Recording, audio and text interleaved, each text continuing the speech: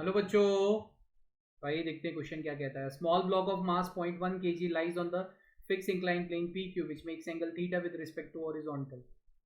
Horizontal force of 1 Newton on the block through its center of mass shown into the figure. The blocks remain stationary. IIT 2012 का पूछा गया question है। चलिए इसको थोड़ा component लगाते हैं। Right here it is cos theta, 1 cos theta है। यहाँ एक्ट करेगा फ्रिक्शन, यहाँ एक्ट करेगा साइन ऑफ थीटा। इसके हॉरिजॉन्टल, अगर आपको इसको इक्विलिब्रियम में रखना है तो इसके हॉरिजॉन्टल फोर्सेस को बैलेंस करना पड़ेगा। मतलब sine theta is equal to friction plus cos theta हो जाएगा। अब पहला case, in absence of friction, ऐसा तो कुछ बताया नहीं है। ओके चलिए, in absence of the friction sine theta cos theta के बराबर हो जाएगा, तो theta is equal to 45 degree हो जाएगा।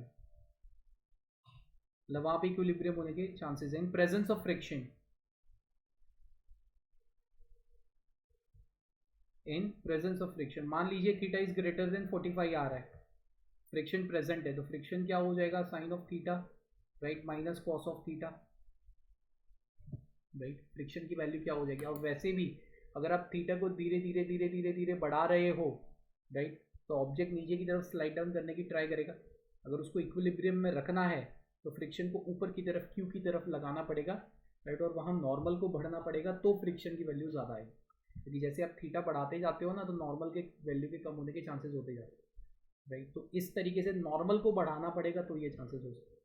लेकिन फिर भी फ्रिक्शन तो पी की तरफ ही, ऊपर की तरफ, क्योंकि नीचे आने की टेंडेंसी है ना, तो वो ऊपर की तरफ ही लगेगा। So C will be the perfect answer. So here the two options E and C will be the perfect answer for this specific question. Hope so you all understand, बच्चा जी. Thank you. All the best.